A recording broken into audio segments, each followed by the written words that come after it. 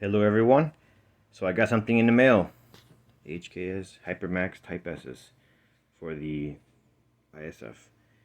So I'm gonna be opening these up, showing y'all, unboxing them, showing y'all exactly what's all in the box and how they look, and also I'm gonna talk about why I went with these. Okay, and my previous setup and what I've used in the past.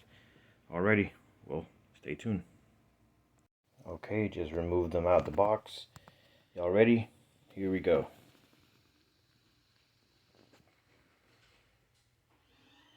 My first impression with them is the amount of quality that there is. Just looks so good. The finish is extremely well. Rubber on the bottom.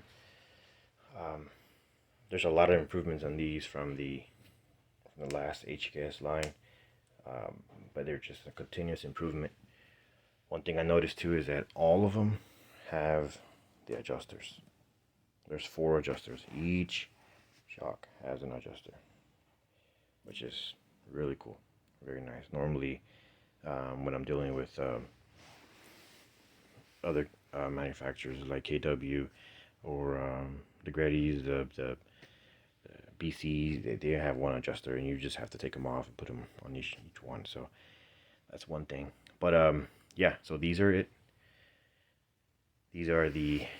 This is for 2008 Lexus ISF, and they're the Hypermax S from HKS. So they're the latest ones that they have, and they basically stopped making the other ones and actually added all the technology to these.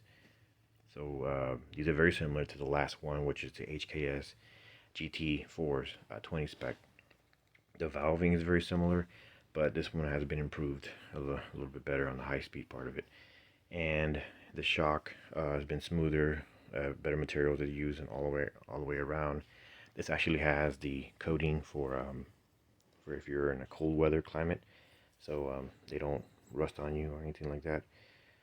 So before it was a option you had to have, and there's 16K for the front and 10K for the rear, and they have the helper springs, in the back, on the bottom. So yeah, I don't know if you can tell by the camera, but just all the coating is just so nice, man. Like even this part right here that you'll see whenever you open the hood, it's just like they have extra coating on top of it. I don't know what it is, but it looks really good. And these, the warranty, instead of being 1 year, has gone up to 3 years warranty. So, good stuff.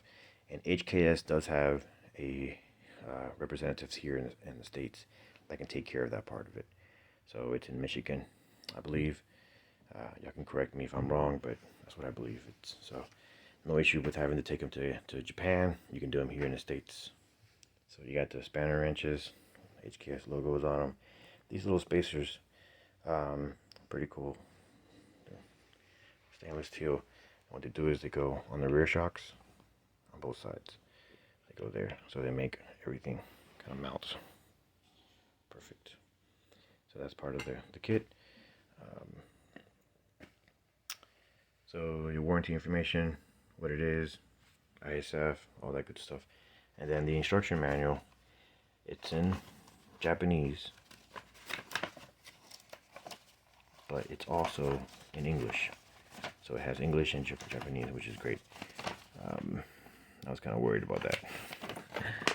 But, well, not really. I mean, these things are pretty easy to put on. But so it gives you what factory the settings that the shocks have. These are 0.7 lower than from the factory, or 17 millimeter. So 26.4 to the fender, or 607 millimeters, to give you both options. And then the rear. So yeah, and I checked these, and they're all perfectly set from the factory too. So I'll put them on and then go from there. Good thing too is that these they allow for a 2K up or down on the spring rate.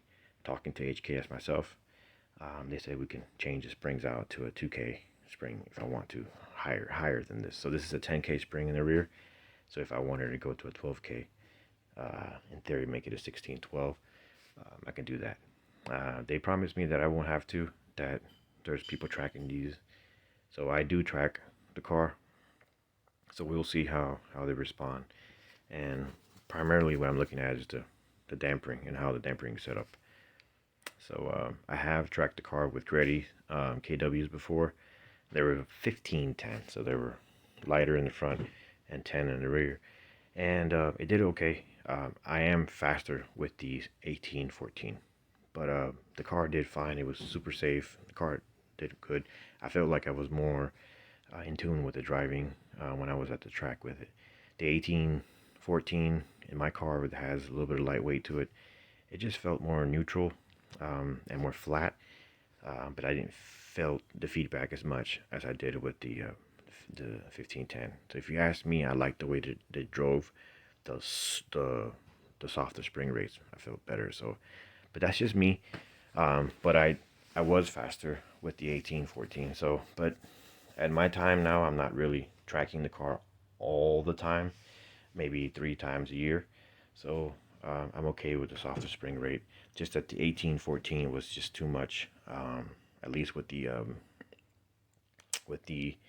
BCs that I had before, which these right here. These are the ER series, 18K, 14K. I actually have Swiss springs on the car now. This is just an extra shock that I had. But yeah, so that setup, it does good at the track, but then when you're in the street, it's a little bouncy. It just dampering doesn't adjust for. It doesn't do well at like low speeds, and I've adjusted it so many times, played with it for a lot. So not as happy on the street with these. They're very streetable, but just not as happy with them. And I really wanted the car to ride smooth, firm and smooth. And people say this is the way to go. So I'm going with the HKS. And obviously everybody says Öhlins or Penske. Penske's make some noise. And then Öhlins are just $4 grand. I just couldn't do that. So I got these from Mr. Wynn on Facebook. He hooked me up with these and got them on a good price. I'll give you his information so y'all could, contact him if y'all want some. But yeah, I'm super happy the way all this is. And like I said, if I need to go higher in the spring rake, I can.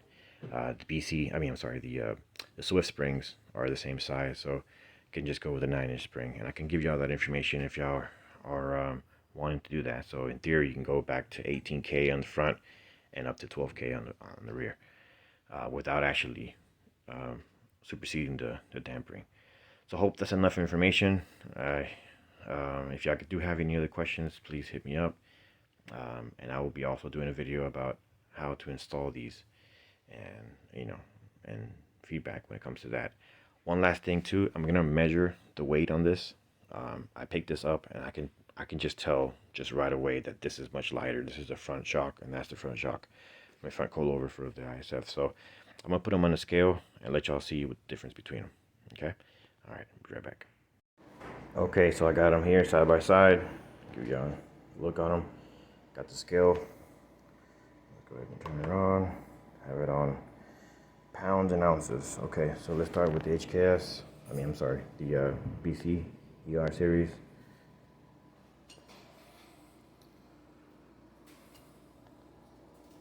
Put this backwards. Good.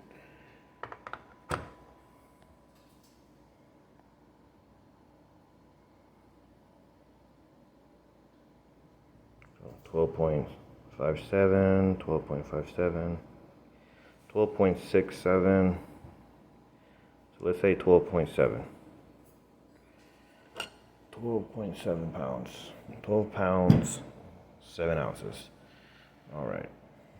Yeah, this is going to be lighter.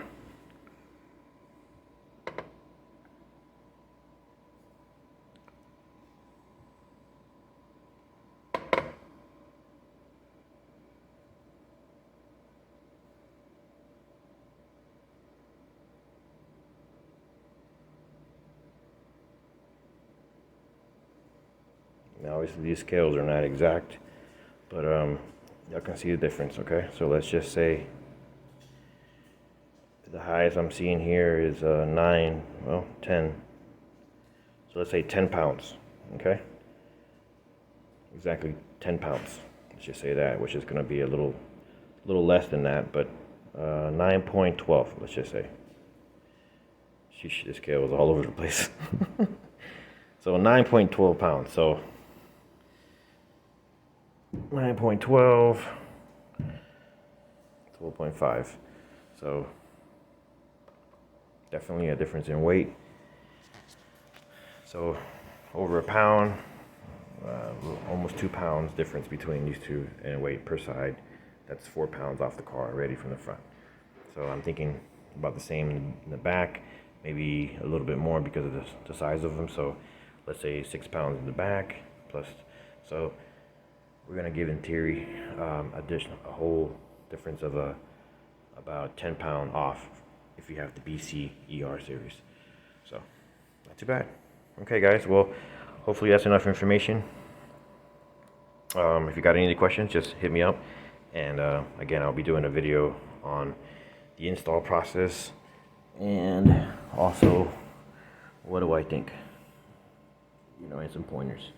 Okay, see you on the next one.